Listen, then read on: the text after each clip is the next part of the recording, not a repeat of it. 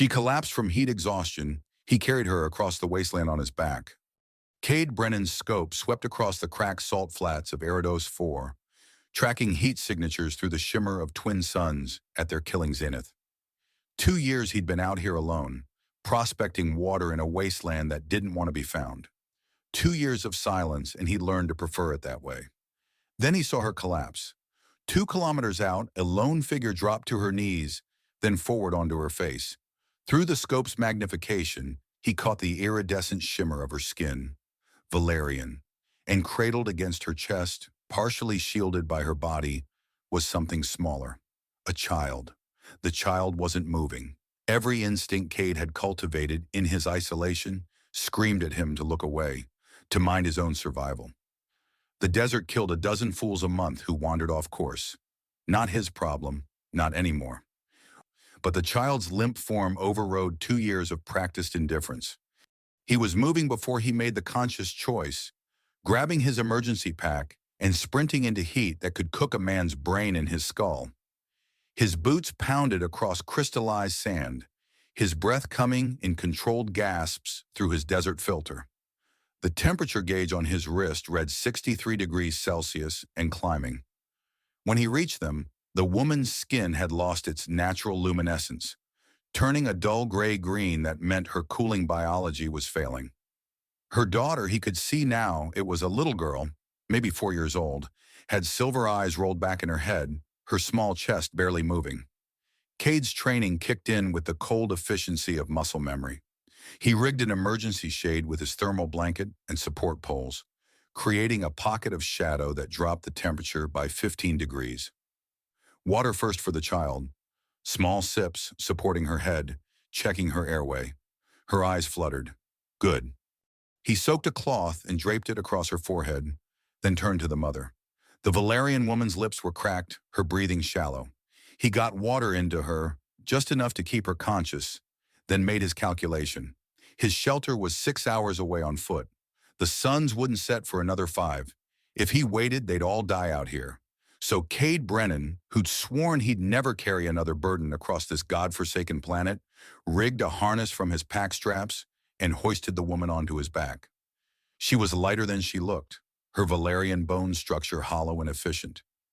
He secured her with practiced knots, then cradled the child against his chest with his left arm, keeping his right hand free. The trek back was a nightmare of heat and endurance. The woman drifted in and out of consciousness, murmuring in Valerian. The child whimpered against his chest, her small fingers clutching his shirt. Cade focused on putting one boot in front of the other, on keeping his breathing steady, on not thinking about the last time he'd carried someone through the wasteland. That time he'd been carrying a body. By the time his shelter's heat-warped walls came into view, his legs were shaking, and his vision had narrowed to a tunnel. He stumbled through the airlock, felt the blessed rush of cooled air, and managed to get both of them into his medical bay before his knees buckled. The automated systems took over, IV drips, temperature regulation, vitals monitoring. Cade slumped against the wall, watching the readouts stabilize. The child first, her color returning, her breathing evening out. Then the woman, her iridescent skin slowly regaining its shimmer as her core temperature dropped back to Valerian normal. He should have left them. Should have looked away. But when the little girl's silver eyes opened and found his face, something in his chest cracked open like a fault line. 6 hours later, the woman woke in his medical bay, her eyes focusing on him with sharp intelligence despite her ordeal. She tried to sit up too quickly, panicked until she saw her daughter sleeping peacefully in the next bed. Then those alien eyes fixed on Cade with an intensity that made him shift uncomfortably. "You're Cade Brennan," she said, her voice hoarse but certain. "The Desert Scout. I've read your reports." He frowned. "Those reports got me court-martialed. I'm nobody." "No." She sat up slowly, moving like every muscle hurt. "You're the man who tried to tell the truth about what's happening on this planet. And I'm Dr. Sarah Villan. I'm a xenobiologist, and I just escaped the Eridos research station with evidence that the Talvik Mining Consortium is deliberately poisoning the underground aquifers." Cade went very still. "What?" Sarah reached into her suit and withdrew a data chip, holding it up. Her hand trembled slightly. "They're creating a manufactured water crisis. forcing the colonists to buy their filtered water by making the natural aquifers toxic. I documented everything: dumping schedules, toxin signatures, corporate communications. When they realized what I had, station security tried to detain me and make the evidence disappear. She looked at her sleeping daughter, her expression hardening. So I ran. I was trying to reach New Eridos colony to transmit my findings to the Sector Trade Authority. But this chip is biometrically locked to me. They can't access it unless I'm alive to unlock it, which means they need to catch me before I reach the colony. And they're hunting us right now. Cade's jaw clenched. Talvik. Always Talvik. How many operatives? At least 6, maybe more by now. She met his eyes. I know what you're thinking, that I'm not your problem. That you should put us back out there and let nature take its course. He should. Every survival instinct he had told him to do exactly that. But then the little girl, Mira, he'd heard Sarah call her, stirred in her sleep and reached out instinctively, her small hand finding his calloused fingers and holding tight, even unconscious. That simple gesture of absolute trust hit him harder than any plasma bolt. How far to the colony? He heard himself ask. 200 kilometers, across the Devil's March. The Devil's March, the route that had killed his team, the route he'd sworn he'd never travel again. Sarah watched him, and he could see her reading his hesitation. There's more, she said quietly. She slotted the chip into a port on his medical console, and a holographic display shimmered to life on the far wall. It was a flood of data: chemical analyses, geological strata, encrypted corporate memos. The toxin signature in my research, Sarah continued, pulling up the data streams. It matches environmental readings from a colonial survey mission 2 years ago. A mission where an entire scout team died under suspicious circumstances, and the survivor was blamed for their deaths. Cade's blood went cold. He stared at the holographic display as she pulled up a file. At the top, in stark official lettering, was his name: Cade Brennan. Final mission report. Survey Team Delta. His own words, his own readings, from 2 years ago. Beside it, she opened another file from her research. Your report noted anomalous environmental readings in the aquifer near the Devil's March, Sarah said, her voice dropping to a near whisper. The investigators ruled them geological quirks. But look at this. She overlaid the 2 data streams, the chemical signatures locked together, a perfect damning match. It wasn't an anomaly. It was a weapon. The same weapon. The air left Cade's lungs. His team hadn't stumbled into a natural hazard. They'd stumbled upon murderers. And Talvik hadn't just covered it up. They'd used Cade's own report to do it, twisting his discovery into the instrument of his disgrace. They weren't killed by environmental hazards, Sarah said, her gaze piercing. They were murdered because they witnessed an early Talvik dumping operation. You were scapegoated because you tried to report it. They couldn't afford to kill you, so they buried you under dishonor instead. The words hung in the air between them like a death sentence and a pardon all at once. My evidence can clear your name, Sarah continued. It can prove everything you tried to tell them, but only if we reach the colony alive. Mira's hand tightened around his finger. Cade looked down at the sleeping child, then at her mother, battered and determined, then at the data chip that contained the truth he'd bled for. Redemption. After 2 years of isolation and guilt, a chance to prove his team hadn't died for nothing. Then Mira stirred fully awake. She slid off the medbed and looked from her mother to the scarred, grim-faced man towering over her. She took 2 hesitant steps, her small bare feet silent on the metal floor. She didn't go to her mother. She came to Cade. Her tiny hand, cool and delicate, reached up again, her fingers wrapped around his calloused thumb. She looked up at him, her silver eyes holding no fear, only a simple, profound trust. That small gesture shattered the last of his resistance. It wasn't about his past anymore. It was about her future. He looked at Sarah, the exhaustion and grief in his eyes hardening into resolve. I know a route, he said, his voice a low gravel, through the Devil's March, a path no one else would be stupid enough to take. He stood, his decision made, gently releasing Mira's hand. I'll need 12 hours to prep the rover and plan our route. We travel at night when it's only dangerous instead of lethal. And you do exactly what I tell you, when I tell you. No debate, Sarah nodded, relief flooding her features. Agreed. One more thing. Cade fixed her with a hard stare. If it comes down to a choice between your evidence and your daughter's life, the evidence gets sacrificed. Understood? For a moment, he thought she might argue. Then she looked at Mira and nodded. Understood. As Cade turned toward his equipment lockers, his movements became sharp, precise. The ghost was gone. The scout was back.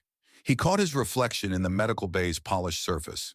For the first time in 2 years, the man staring back looked like he had a purpose. He just hoped that purpose didn't get them all killed. The battered rover rumbled to life, its engine a familiar, hacking cough in the sudden silence of the shelter. Cade worked with grim efficiency, a ghost of the man he used to be. He checked the fuel cells, barely enough. He topped off the water recycler with the last of his reserves. He bolted on the last spare tire, his movements economical, wasting nothing. From the guts of a broken atmospheric condenser, he tore out the heat sink fins and power coils, weaving them into the lining of a spare utility vest. He tossed it to Sarah. It's not perfect, he grunted, but it'll help your body regulate.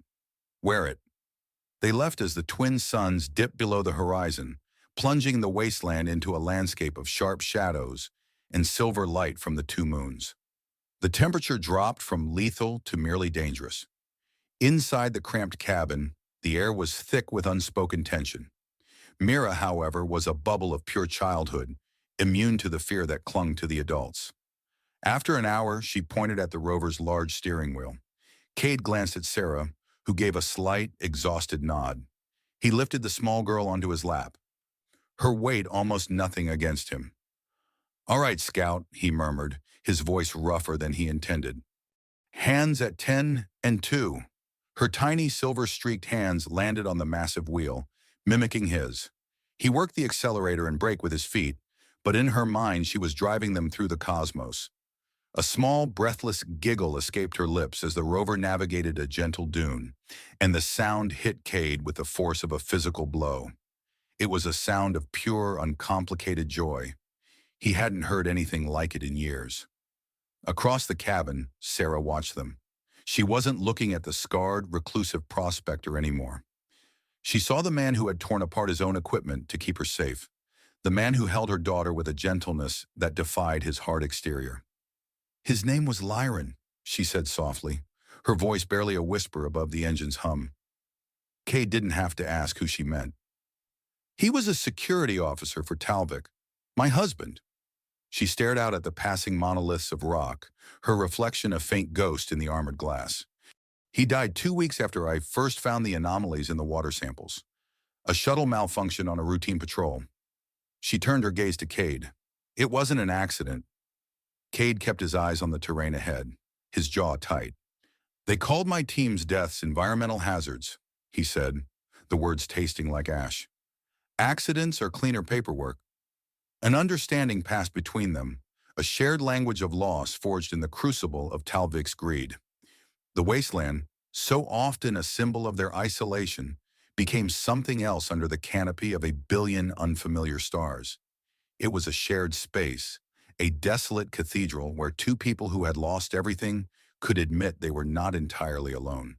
But the solace was as fleeting as the night.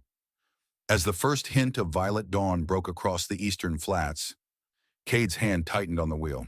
He lifted his electro-binoculars, his body instantly rigid. Far behind them, maybe 10 clicks back, 3 plumes of dust rose against the brightening sky. They were sharp, tight, and moving fast.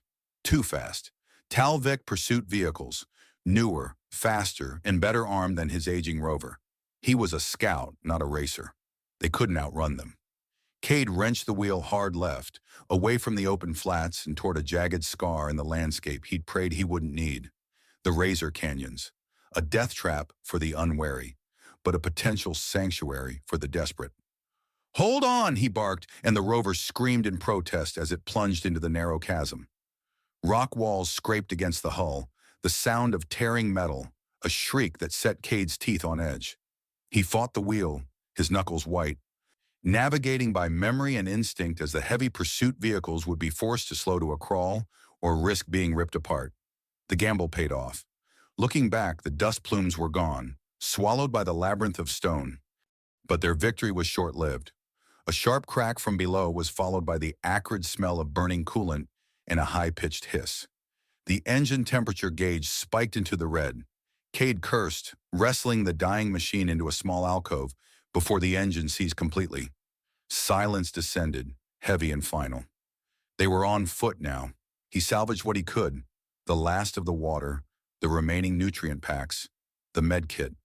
He hoisted Mira onto his shoulders, her small hands immediately tangling in his hair. Sarah, her face pale but set with determination, took a share of the supplies without a word.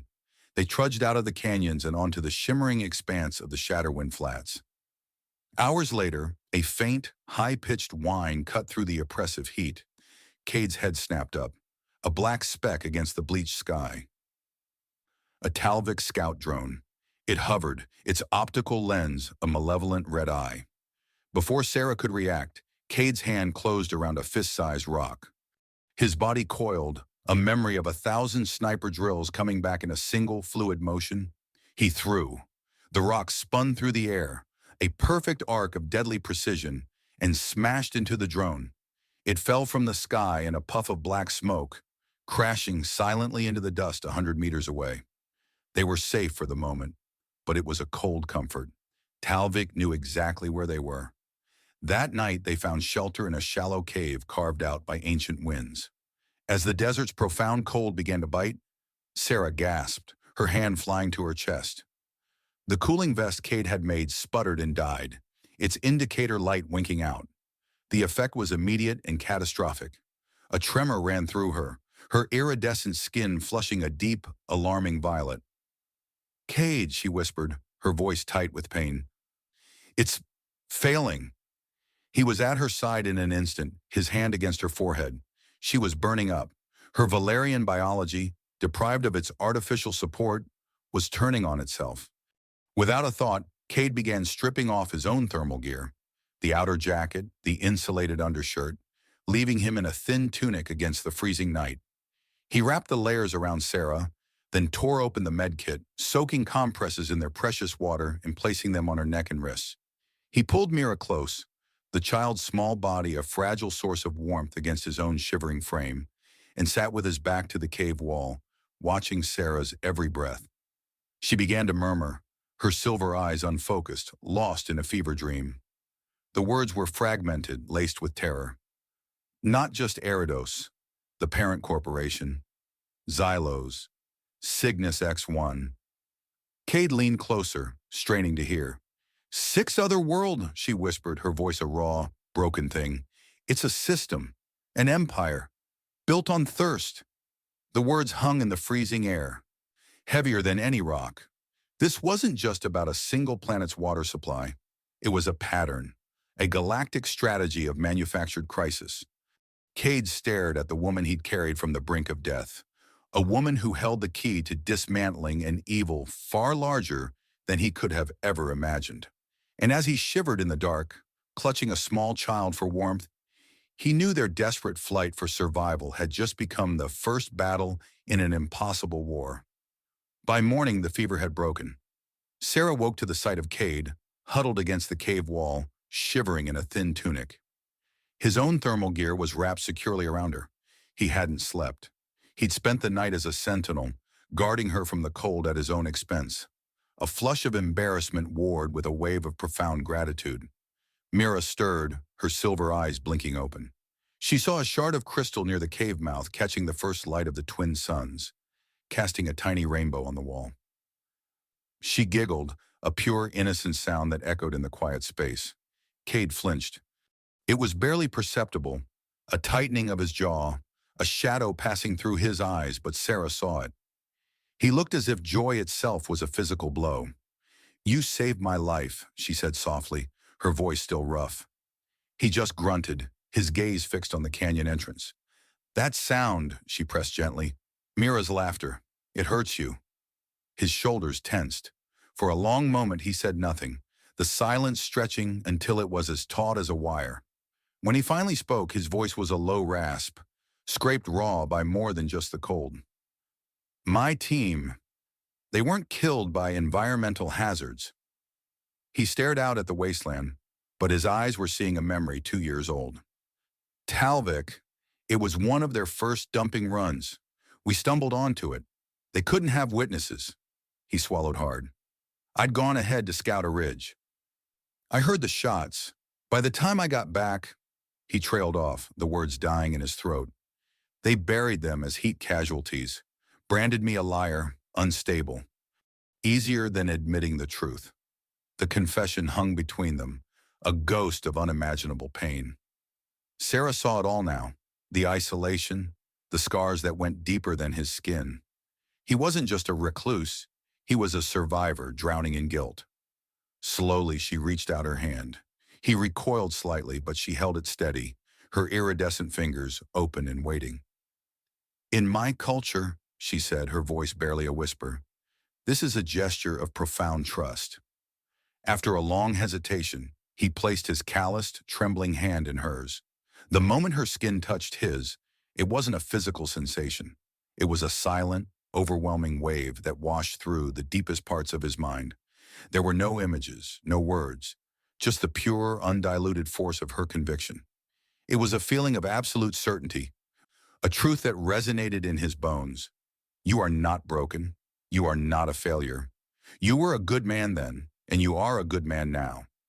The ghosts of his team, the voices of accusation that had haunted his sleep for 2 years, fell silent. Mira, seeing their joined hands, crawled over and placed her small one on top of theirs, her touch connecting all three of them. In that instant, Cade felt something he thought had been scoured from him by the sun and the grief, a fragile, terrifying, and unmistakable sense of belonging. The moment shattered. A sharp crack echoed through the canyon, and a chunk of rock exploded from the wall just above Cade's head. Rifle fire. The intimate quiet was replaced by the deafening reality of their predicament. Talvik's ground team had found them. The 4 men moved with the cold efficiency of corporate predators. They fanned out, cutting off all escape routes, their black armor absorbing the harsh light of the twin suns. One man, his face a mask of smug authority, gestured with his rifle. Crix, the operations manager. He didn't bother to shout. He knew they were trapped. In an instant, the man who had felt belonging was gone, replaced by the soldier he'd tried to bury for 2 years. Cade's mind became a schematic of the box canyon. Cover, angles, kill zones. He shoved Sarah and Mira behind a slab of sandstone. Stay down, he growled, the command absolute. He moved before they could get set. A length of rusted metal, a forgotten piece of survey equipment, became a lever.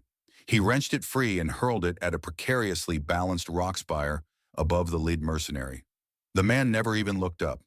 A ton of rock crushed him in a shower of grit and bone. One down. Sarah watched, her eyes wide with a terror that was quickly being replaced by something else. Awe. This was not the broken recluse. This was a force of nature. Cade was already moving, a ghost in the shimmering heat. He used the chaos to close the distance, disappearing into a narrow fissure. When the second merc rounded the corner, Cade was on him, a brutal whirlwind of fists and elbows. It was over in seconds. A sickening crack, and the man slumped to the ground. 2 down. A third mercenary opened fire, plasma bolts searing the air. Cade dove, rolling behind a ridge, but not before a shot clipped his side. A white-hot agony exploded through him, stealing his breath. He gritted his teeth, pressing a hand to the sizzling wound. He could feel his tunic charring, his skin blistering beneath. Ignoring the pain, he scooped up a handful of loose scree. He waited, listening to the crunch of boots getting closer. As the merc's head appeared over the ridge, Cade flung the rock straight into his face. The man cried out, stumbling back, momentarily blinded. It was all the time Cade needed. He surged over the ridge, using his momentum to slam the man's head against the canyon wall. 3 down. He staggered back, breathing heavily. The world starting to swim at the edges from the pain. And there was Crix, standing at the mouth of their dead-end shelter, rifle aimed steady. He wasn't smiling anymore. Impressive, Crix said, his voice flat. But it's over. He gestured with his rifle. Here's the deal, Brennan. Give me the woman and the chip. You take the kid. My report will say you were a hero who tried to save her. I'll even wire you a severance package. Enough to disappear on any world you want, free and rich. Her research gets lost. Everyone's happy. The cold logic of it hit Cade like a physical blow. Mira's safety, above all else. He looked at the child, huddled against her mother, then at Sarah, her face pale with dread. She saw the flicker in his eyes, the cold calculation of a survivor. He was actually considering it, not for the money, for the girl. Her heart fractured. Then a tiny voice cut through the tension. Mira looked up at him, her silver eyes filled not with fear, but with absolute, unshakable faith. You're not going to leave my mama. The words were a steel rod driven into his spine. His gaze hardened. He looked past Crix at the canyon wall behind him. He'd noticed it earlier, a lattice of fractures, a geological weakness waiting for the right push. His answer was the roar of his plasma pistol, not at Crix, but at the wall just above him. The superheated bolt struck the compromised rock, and the entire cliff face groaned. Crix's eyes widened in disbelief as a spiderweb of cracks exploded outward. With a deafening roar, the canyon wall gave way, a river of stone and dust thundering down, burying the Talvik merc in his own tomb. The rock slide tore open a new path, a ragged hole leading out of the trap. Cade grabbed Sarah's arm, hauling her to her feet. Go, now!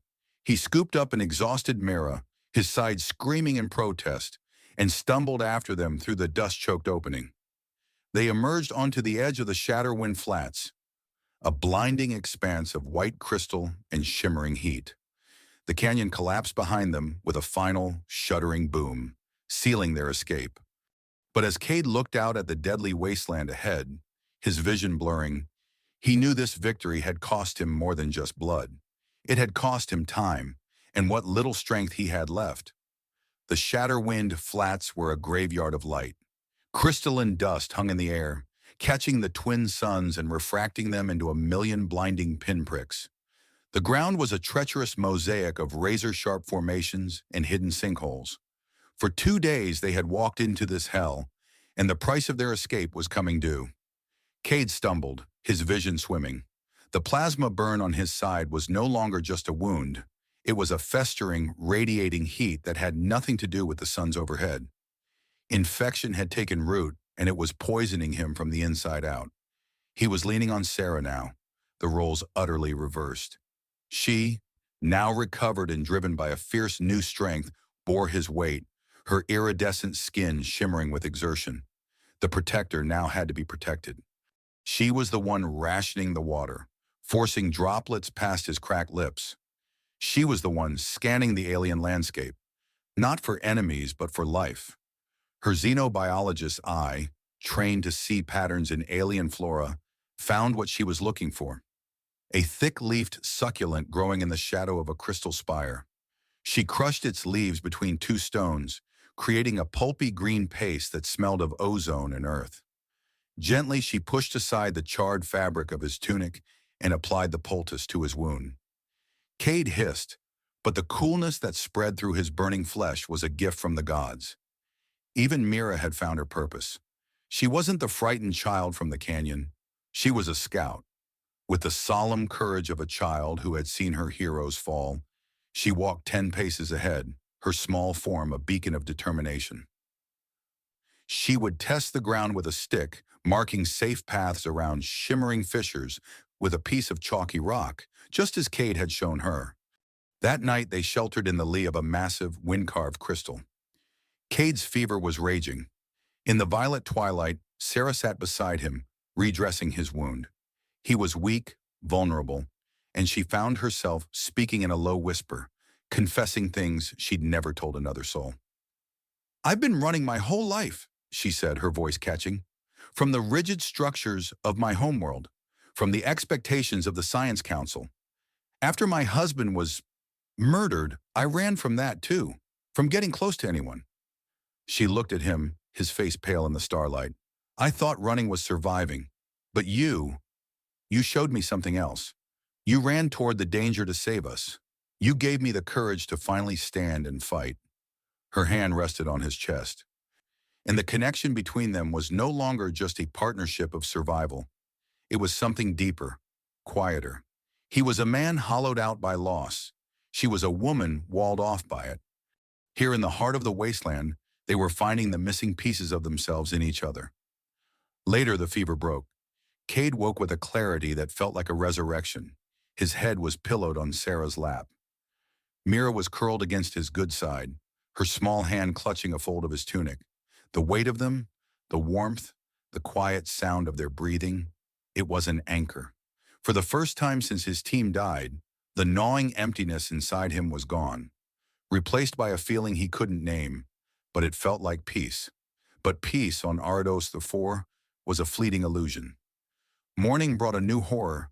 A bruised purple line had appeared on the horizon, churning and growing with unnatural speed. A crystalline storm. A moving wall of hurricane-force winds and razor-sharp crystal shards that could flay flesh from bone in minutes. Even Cade's expertise was useless against it. They had maybe 6 hours before it hit. Not enough time. Not nearly enough to reach the colony. Despair began to close in, cold and absolute. And then Sarah, scanning the horizon with Cade's magnoculars, gasped, "Cade, look!"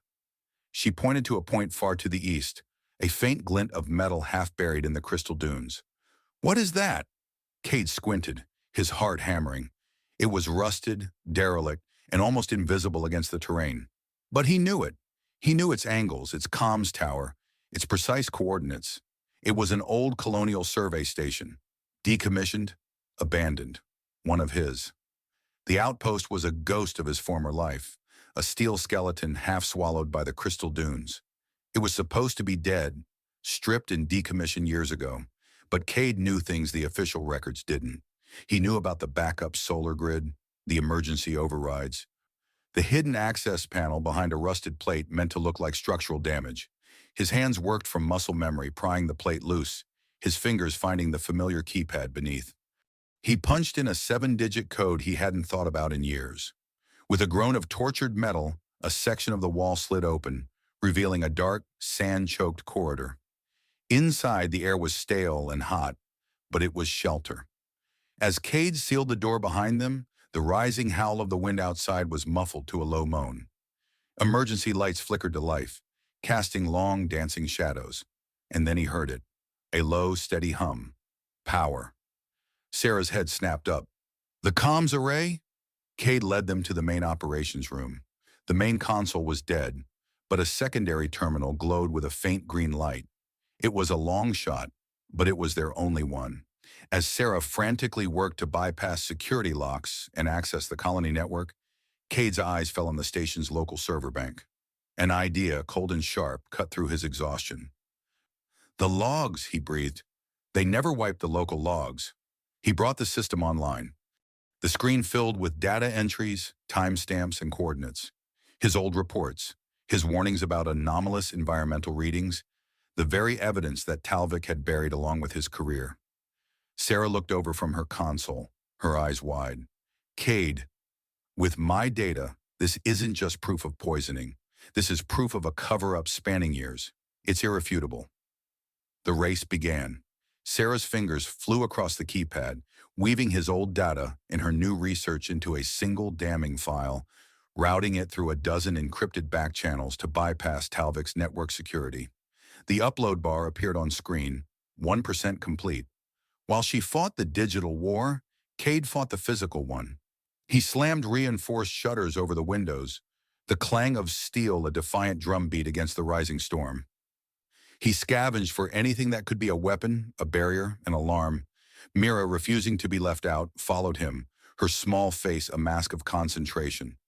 She helped him string tripwires made from comms cable, connecting them to the station's piercingly loud emergency klaxons. He found himself teaching her a scout's rhyme his own mentor had taught him, a simple mnemonic for setting a defensive perimeter. "Sun at your back, high ground you track," he murmured, his voice rough. Her small hands worked beside his scarred ones, and she sang the words back to him, off-key and perfect. "Shadows are friends, till the real fight begins." He looked at her, this fierce, tiny girl who had walked through hell without breaking, and the fight became devastatingly simple. It wasn't about his name anymore. It wasn't even about the colonies. It was about her future. A high-pitched shriek tore through the outpost, sharp and insistent. Not the storm. The perimeter alarms. Cade spun to a dusty monitor. On the screen, grainy but unmistakable, were figures moving through the growing twilight. At their head was a man, his face a mess of burns and bandages, his eyes burning with a fanatic's rage. Crix. And he wasn't alone. He had a full tactical team.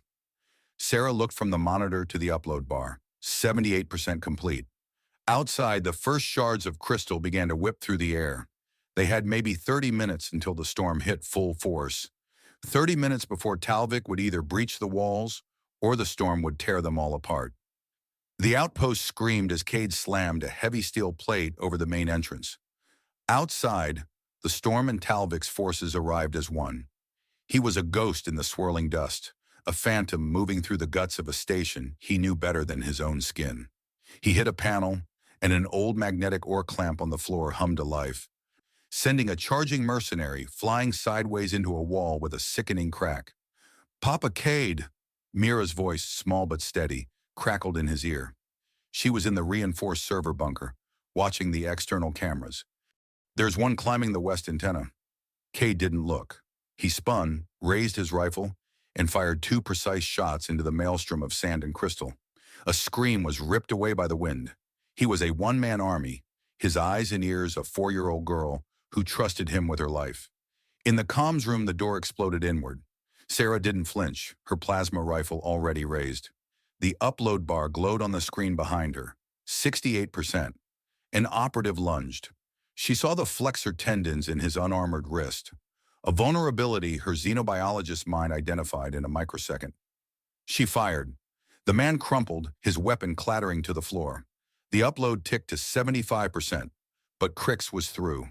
He and 2 more tactical operatives stormed the main room, plasma fire chewing through the walls. Cade met them in a storm of his own, a brutal ballet of close-quarters combat. He disarmed one, broke the arm of another, but a third shot burned through his side, a searing, white-hot agony that stole his breath. He staggered, his vision flickering. "Cade!" Sarah's voice. She took down the last operative from the doorway. The upload bar flashed, 95%. Crix saw it. Wounded, bleeding, and burning with mad fury, he ignored Cade, ignored everyone. He made a final, desperate lunge for the server banks, a thermal grenade in his hand. "If I can't have it," he roared, "no one can." Time slowed. Cade, moving on nothing but a protector's instinct, launched himself forward. He didn't try to stop the grenade. He tackled Crix, his full weight crashing into the man's chest. They slammed against the main viewport just as the full force of the crystalline storm hit the outpost. The transparent steel didn't just crack, it atomized. A hurricane of razor-sharp crystal shards flooded the room, shredding metal and flaying skin. In the blinding, screaming chaos, Cade looked past Crix's snarling face and saw a flickering monitor showing Mira, huddled in the bunker, her eyes wide with terror. He found one last reserve of strength, a final, guttural roar that came from the very center of his soul. He heaved, driving Crix backward, not away from the console, but through the shattered wall and out into the storm's fury. For a single silent moment, Crix hung suspended in the air, his face a mask of pure shock, before the crystalline maelstrom devoured him, his scream swallowed by the abyss. Cade collapsed to the floor, his blood pooling on the grated metal, as the upload bar on the main console finally, blessedly, ticked over to 100%. The storm screamed for 3 solid hours, a solid wall of sound and fury that tried to tear the outpost from its foundations. They were in the bunker, a cramped, metal-walled box meant for storing server cores. The only light was a single emergency strip, casting long shadows that made the space feel like a tomb. Cade was on the floor, the universe shrinking to the searing pain in his side and the metallic taste of blood in his mouth. He felt Sarah's hands on him, frantic and desperate, applying the last of the medkit's sterile bandages. Her touch was clinical, then it wasn't. It was just a hand holding his, her iridescent skin a cool balm against his feverish heat. He was losing. He could feel the life draining out of him, a cold tide pulling him under. His breath hitched, a ragged, failing rhythm. Then he felt her other hand press against his temple. It wasn't a physical pressure. It was something deeper. A current of energy, cool and steady, flowed from her into him. It was her touch telepathy, but not for communication. This was something else entirely, an act of shocking intimacy. He felt her life force, her own bioelectric field, reaching into his, wrapping around his stuttering heart and commanding it to beat. In the silent language of her people, it was a declaration, a bond forged in desperation that could never be broken. A small weight settled on his chest. Mira. She lay across him, her head tucked under his chin, her small body an anchor in the swirling darkness. "You're not allowed to go," she whispered against his skin, her voice fierce with a child's absolute certainty. He drifted. The howling of the storm faded, replaced by familiar laughter. He saw his team, Jax, Anya, Ren, sitting around a campfire under Aridos's twin moons. They weren't accusing him. They weren't ghosts. They were just proud. They raised their canteens to him in a silent toast, then smiled and faded, leaving him with a quiet that settled deep in his bones. Peace. His eyes fluttered open. Sarah's face was inches from his, tears tracing paths through the grime on her cheeks. His voice was a dry rasp, barely a whisper. The words came unbidden, raw and honest. "Thank you," he breathed, "for giving me a reason to fight." Her expression hardened, a fire reigniting in her exhausted eyes. "You always mattered," she said, her voice thick with emotion. "And you are not leaving us. Do you understand me, Cade Brennan? You are not allowed." Mira pushed her face closer to his. "You promised," she said, her logic irrefutable. "You promised to teach me all the scout songs. You only taught me one. A promise, a bond, a reason. It was enough." As the storm raged outside, Cade held on. The silence that followed the storm was more profound than the noise had been. As the first rays of Aridos's twin suns cut through the bruised purple sky, a new sound replaced the howl of the wind, the steady, powerful thrum of shuttle engines. It landed beside the battered outpost, its hull bearing the official insignia of the Sector Trade Authority. The ramp lowered, and a man in a crisp inspector's uniform stepped out, his face grim but professional. "Dr. Velen," he called out, "I'm Inspector Thane. Your data packet landed in my lap 3 hours ago.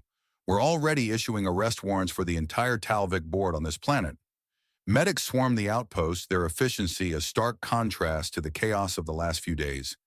Cade was carefully loaded onto a grav stretcher, his body a map of plasma burns and deep wounds.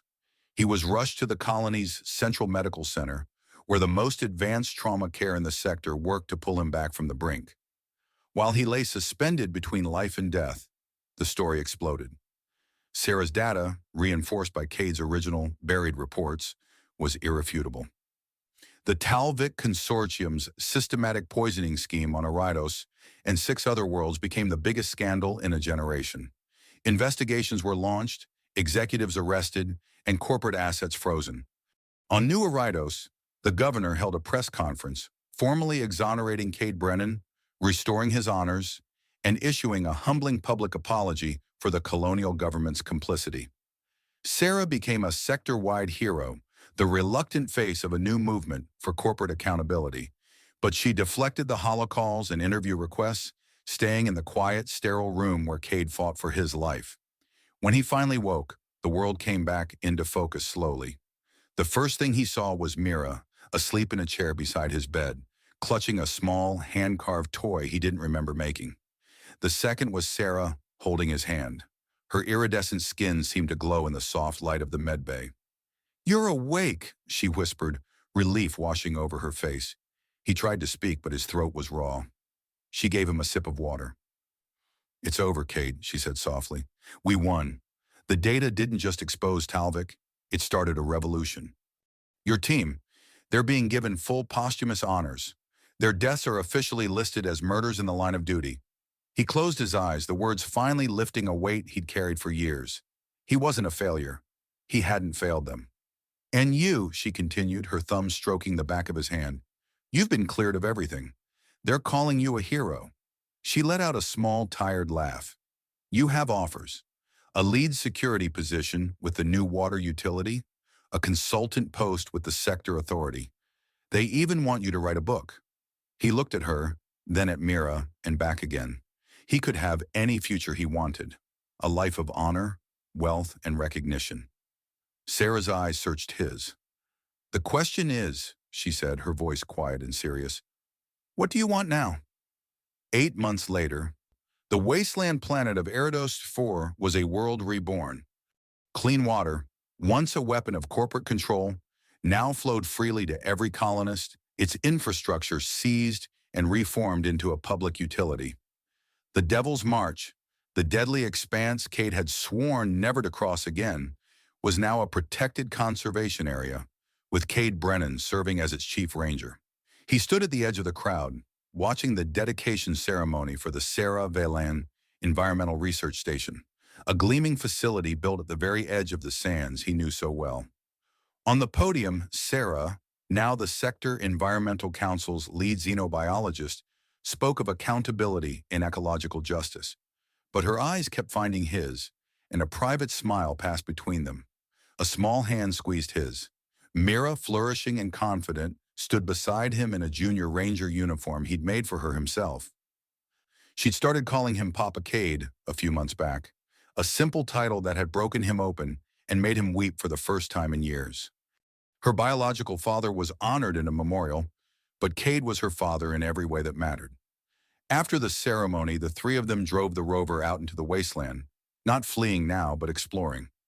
Sarah's touch telepathy bonding had deepened into full partnership. In her culture, they were married.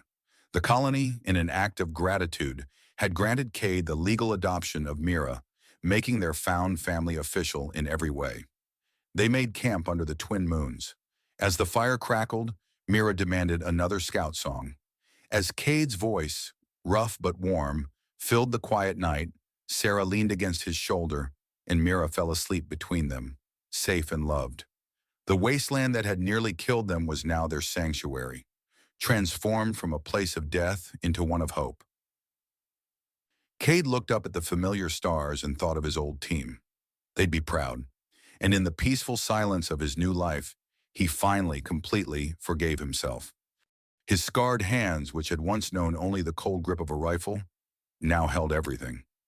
One rested on Mira's silver hair, the other intertwined with Sarah's iridescent fingers.